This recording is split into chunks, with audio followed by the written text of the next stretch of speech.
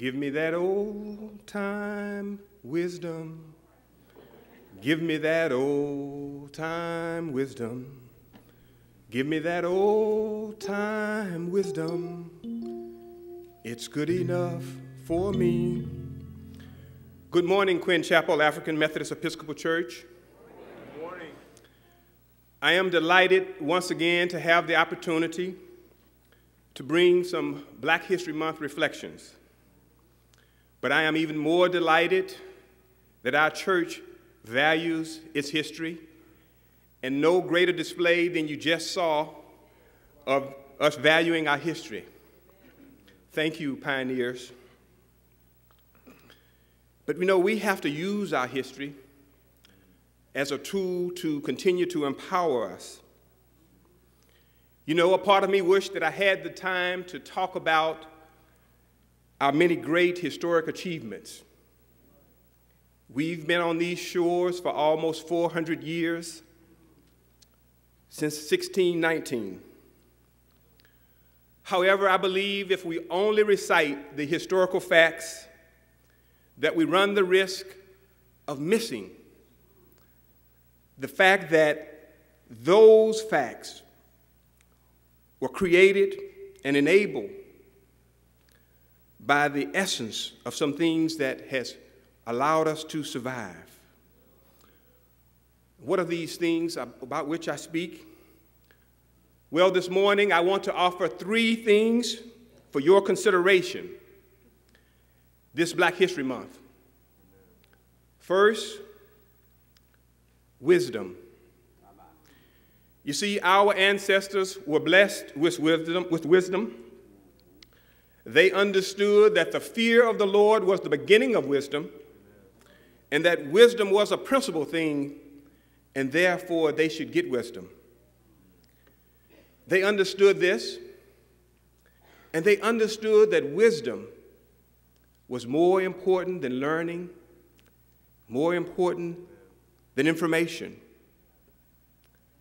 Brother Darby, how did our ancestors know that eating things like sardines and salmon croquettes were full of essential fatty acids like omega-3 and omega-6?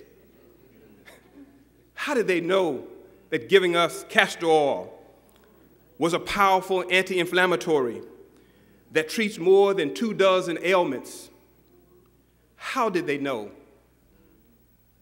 It was old-time wisdom. And how did they know how to use those spirituals to communicate openly right in front of the slave master? Wade in the water, children, wade in the water. Gods are gonna trouble the water. You see, this was more than a testimony to the power of baptism and an encouragement for the times they were in. It was also a reminder for escaping slaves to use the swamps and the rivers to throw their scent off of the dogs that were trailing them, and to follow the drinking gourd. It was a reminder when traveling at night to use the Big Dipper. It was God's ultimate GPS system, providing them direction north. And how did our ancestors, with their nickels and their dimes, buy acres of land and start colleges in the basement of churches? Colleges today that we struggle, Brother Mitchell, on our 5, 6, and even 7-figure salaries to keep open. But that is a story for another day. How did they do it? They did it with old-time wisdom. And let me move on to faith. You see, our ancestors had faith, a deep, abiding faith. They had that mustard seed, mountain-moving, substance of things hoped for, without works is dead kind of faith. You see, they had this kind of faith, and they knew that they could not lean on their own understanding, or on their limited resources. You see, they were able to see in each generation that their ancestors served a God. Oh, but not just any God. A God that specialized in making a way out of no way. And they knew that salvation and deliverance didn't come from man. It did not come from the government. And it didn't even come from technology. See, I want my young people to know that they couldn't download freedom.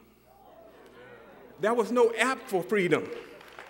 They couldn't Snapchat about freedom. See, this awareness, this wisdom, this faith should provide comfort for us today. Because with the disappointing and divisive information and actions coming out of our nation's capital, we should be reminded, for Africans in America, this is nothing new. And that we should take heart because we have survived far, far worse. And finally, Quinn, our ancestors had vision. Not just any kind of vision, the kind of vision without which people perish. They had the kind of vision that saw their children's children's children. The kind of vision that would make them fight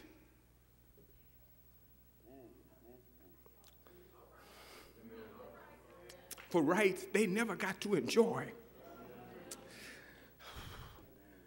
to open doors through which they could never walk, and to build schools that they could never attend and graduate from. And yes, even when necessary, to give their lives so that we might have a better one. It was a kind of vision. You know that kind of vision, the kind where you write it down and make it plain. It's the kind of vision that had Ananias say, "Here am I, Lord." So this Black History Month, let us reflect on the wisdom of our ancestors, the kind of wisdom that continues to speak to us today from the book of Proverbs. Let us have the kind of faith, you know, that kind of faith that says, though you slay me, yet will I trust him because I have never seen the righteous forsaken. That kind of faith. And finally, today, let us embrace the vision of Richard Allen, a vision he had more than 230 years ago. A beautiful vision. A vision, as I look around this sanctuary, I see realized today. A vision of us worshiping as an African Methodist Episcopal Church. So give me that old time wisdom. It's good enough for me.